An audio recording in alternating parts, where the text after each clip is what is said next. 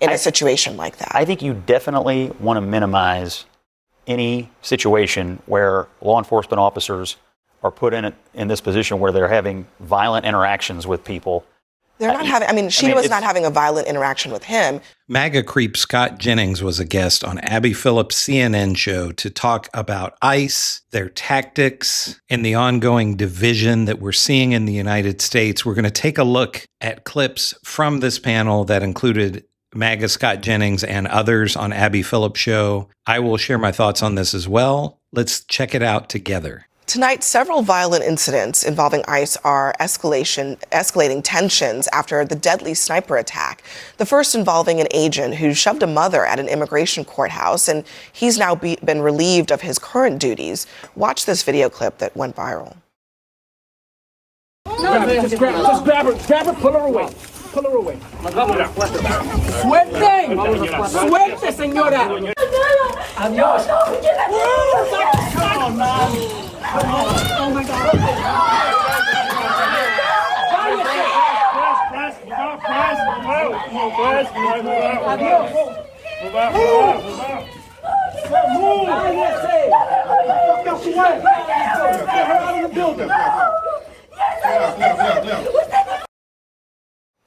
The woman and her family are here lawfully and have open asylum claims, according to a New York congressman, but they were targeted by ICE regardless. The woman was rushed to the hospital for possible head trauma. And then there was another incident caught on video in Iowa involving the detention of a grocery store worker. CNN has reached out to ICE for comment. Chuck, this is with cameras rolling. I think it's important that the part that you left out or we left out was saying that they were showing up at a courthouse to check in. They were going through the lawful process of going through the asylum. And then the wife, the woman that was thrown down today, said, it was very touching for me. She's like, this is why I left Ecuador, is I didn't want to be beat up by the police or the gang members there seeking freedom in our country, like we have said that we're supposed to be that country every day. Let me also say this, because this has been sitting, and y'all know that this is a very personal matter for me and my team. My best friend, Denise, is TPS from El Salvador, and she has been here. She is undocumented, TPS, Temporary Protective Service. She's been here since she was 4, so she didn't come here. She was brought here by her family, and her family now are U.S. citizens. I asked her this week in D.C. about Social Security because I was making sure of something. I said, you're paying Social Security, right? Because she was saying she's being told to self-deport when TPS expires. And she said, yes. She goes, matter of fact, I make so much money, I max out my Social Security. And I was like, well, will you ever get Social Security? And she said, no, I just pay into Social Security. So folks out there that are damning immigrants and all the things, this was a girl that came in when she was 4 years old, who's being told she should self-deport, who's never, don't even speak this language of the country she came from. Yeah. Scott? I think when you're having thousands or hundreds of thousands of encounters, the way these federal law enforcement officers are, there are things that are going to happen. It's regrettable. I don't like these videos. And I think you said that the person had been suspended, which seems warranted.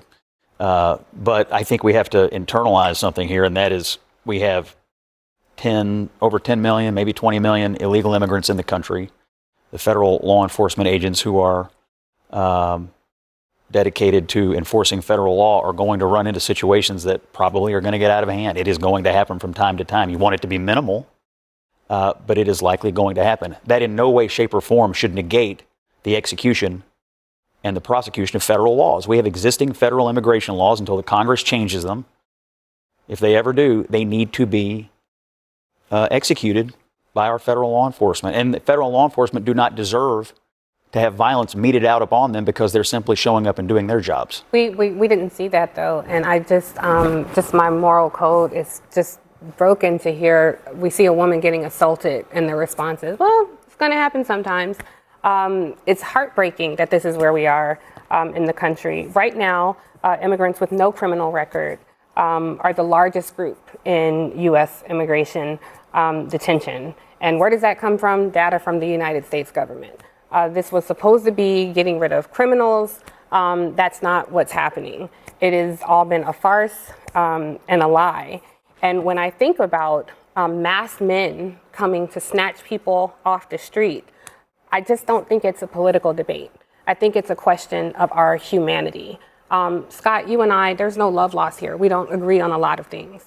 If mass men came and dragged you off here right now, I would defend your humanity and say that is not okay. You cannot snatch this person without due process.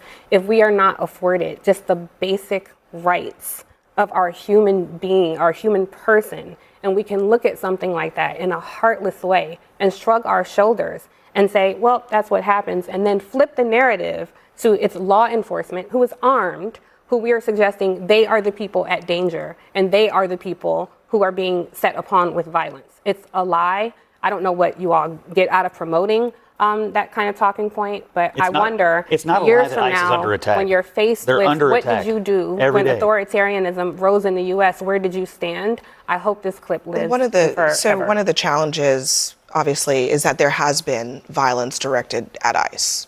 No question about that. I want to play another video. I believe we have it. This is a video that happened in Maryland. Before Abby Phillip gets into this next part, I just want to say, so first of all, Scott Jennings says ICE is under attack every day. What evidence do we have of that? We see a lot of videos of ICE attacking people, such as this woman throwing her down on the ground. How many videos are we seeing of ICE actually being attacked? I'm sure if they existed, right-wingers like Scott Jennings would be pulling them up and showing them every day and saying, hey, Abby Phillip, show this video of blah, blah, blah, this ICE agent being attacked by an immigrant. The second thing that I would say is think about what was said there, that this woman who, according to what Abby Phillip said, was allowed to be in the country and was showing up for a court hearing, and she gets slammed down on the ground. Her reward for trying to follow the rules and trying to do the right thing. It doesn't sound like she was a criminal. Doesn't appear that she was a gang member like we hear about all the time. This was just a woman showing up for a hearing, and her reward for trying to follow the rules is being slammed down to the ground. And Scott Jennings seems to be perfectly fine with that. Well, that's going to happen from time to time, according to Scott Jennings. Should we not strive to be better than Ecuador? That the woman,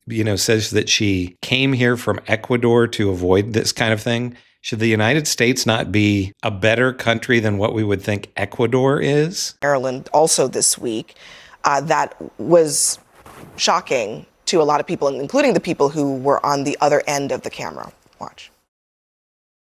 Hey man, that's how they treat people. Why?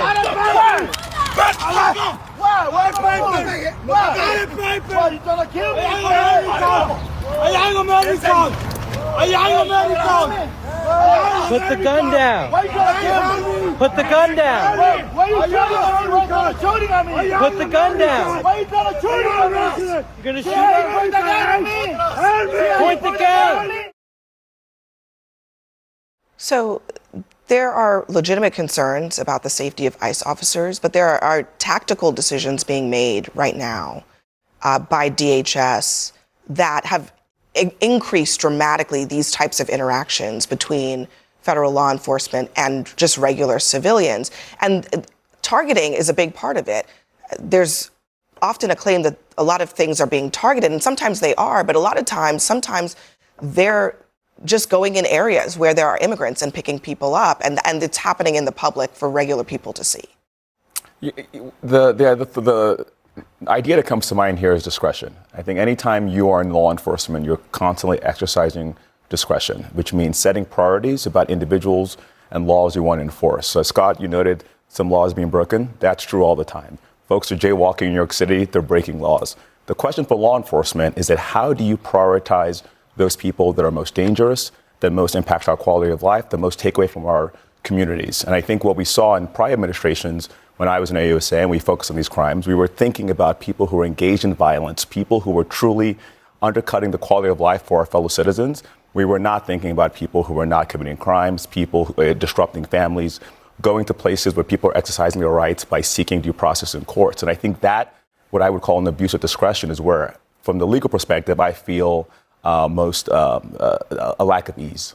When this thing started and when Donald Trump first came into office, I think that when he went after criminals, hardened criminals that were immigrants, there were outstanding warrants, and they went and found those folks, and I think they deported them. And I think the pressure of, after they got past that list, they're like, well, who else is out here? And they had this mandate by the executive branch to hit certain numbers because they are wanting to stop, and I want the border to be safe and all the things. But we have to figure out whether it's discretion or what it is of folks.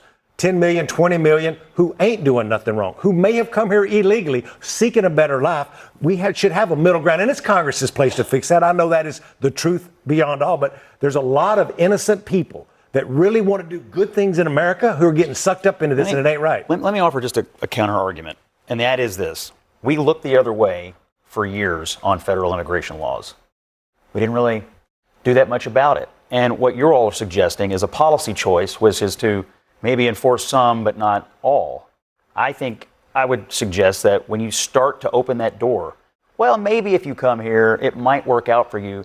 That's when the border is no longer secure again, because that's when people start showing up again. I mean, just tonight, we found out that the head of the Des Moines, Iowa public schools has an existing deportation order, is somehow running the school system in Des Moines as an illegal immigrant. We have a problem in this country. And it's not just my opinion. It was the opinion of the American people last November. And I think if you start to, well, you're okay, you're not, showing any leniency in a moment of crisis will be an encouragement to get right back to the crisis. That's our view. I get that. Wait, Scott, to expand on your point. Reuters just had a poll out 2 days ago that polled Americans on which party has a better plan for immigration. This was in the field 5 days ago, so this is being polled in real time as these controversies and these outraged talking heads are ranting and raving over Trump policy. It turns out that Republicans are viewed by the Reuters poll takers 20 points higher than Democrats. So despite all the outrage, despite all the hullabaloo, right, it just still is that Republicans are doing a better job, according to the American public, and the last administration that you pointed out have failed on it. Right? They lost in 2024, and they're still losing on the issue today. I mean, I think that that's one way of looking at that particular poll number. I mean, I don't think anybody is saying that voters are flocking to Democrats on a whole host of issues. The Democratic Party is deeply unpopular, but it is also... As a Democrat, you're exactly right. Please. Yeah, it is also true, though, that immigration is now among the issues that Donald Trump is underwater on. It used to be the thing that one of the things that he was most trusted on. It used to be the thing that he campaigned on and that he probably won on, frankly. And now more voters say they disapprove of his handling of this issue than approve of it. So that is also true. Reuters had Republicans 20 points. I know, but you see the difference between the two things, right? Just because they don't like Democrats on an issue doesn't mean that they do actually like what Trump is doing on immigration. The poll has them to pick between the two parties, and in 26 and in 28, they'll be choosing between the two parties. Yeah, but I'm talking about Donald Trump and his actions as president. And I do think that when we ask voters about that specific issue, more of them, it's about 55% of the country, say they disapprove. His approval rating with Hispanic voters has just collapsed. It has completely. There's not that's a national poll.